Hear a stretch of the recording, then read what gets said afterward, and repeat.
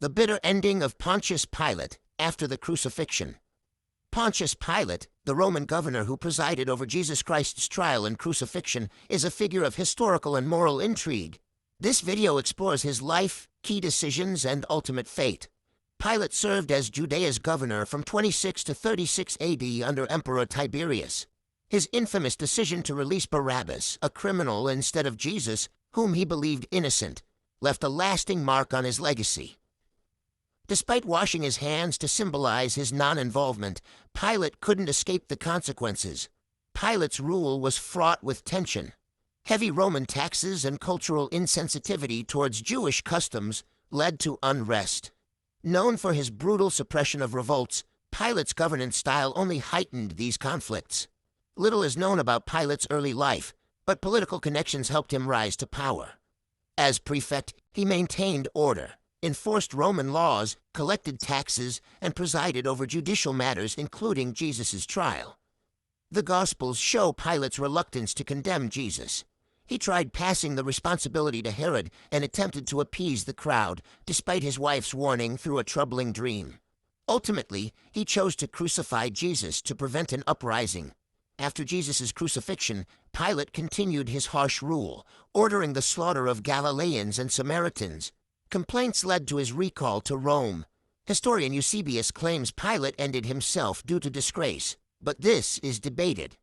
Pilate's story highlights the complex interplay of power, morality, and personal conviction. His actions during Jesus' trial, influenced by political pressure, remain a poignant reminder of the consequences of moral ambition. Why didn't the Jewish people recognize the Messiah? When Jesus arrived, he presented incontrovertible proof of his messiahship through miracles and fulfilling Old Testament prophecies. Yet despite the evidence, the Jewish people rejected him. Confusion between prophecies. Many Old Testament prophecies about the Messiah were fulfilled by Jesus, like those in Isaiah 11 and 53, Micah 5:2, and Daniel 9:24-27. However, some prophecies remained unfulfilled in his first coming, leading Jewish leaders to doubt his messiahship. Blasphemy accusations. Jesus made claims that seemed to challenge the Shema, a central Jewish prayer affirming God's oneness. Statements like, "I and the Father are one," John 10:30, were seen as blasphemous, equating himself with God, which was unacceptable to Jewish leaders. Challenge to traditions. Jesus often questioned the established religious laws and traditions. For example, in Matthew 15, he prioritized internal purity over external rituals, threatening the authority of religious leaders. Resistance to spiritual kingdom. The Jewish expectation was for a Messiah to establish an earthly kingdom and liberate them from Roman oppression. Jesus, however, spoke of a spiritual kingdom, leading many to misunderstand and reject his mission. Even Jesus' own apostles expected him to restore the kingdom to Israel immediately, Acts 1. Instead, Jesus emphasized spiritual regeneration and the inauguration of a new covenant.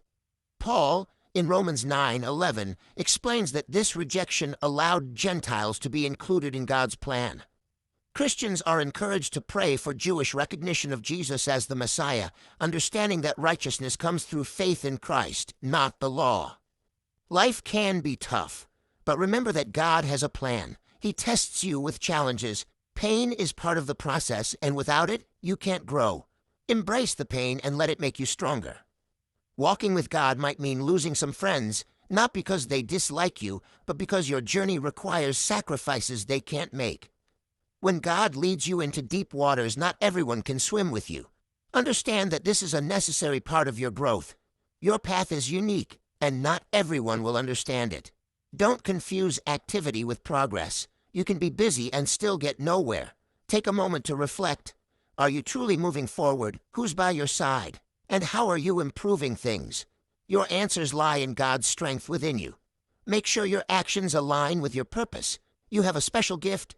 It's always been there. Now it's time to develop it, protect it, and share it.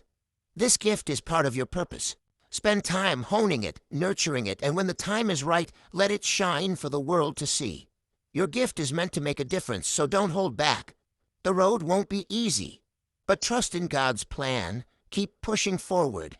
There will be days when you feel like giving up, but remember why you started and the purpose behind your journey. Every challenge you face is a step towards your destiny. Stay focused and stay faithful.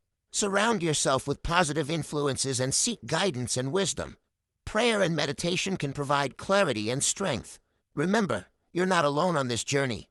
God is with you every step of the way. Never give up.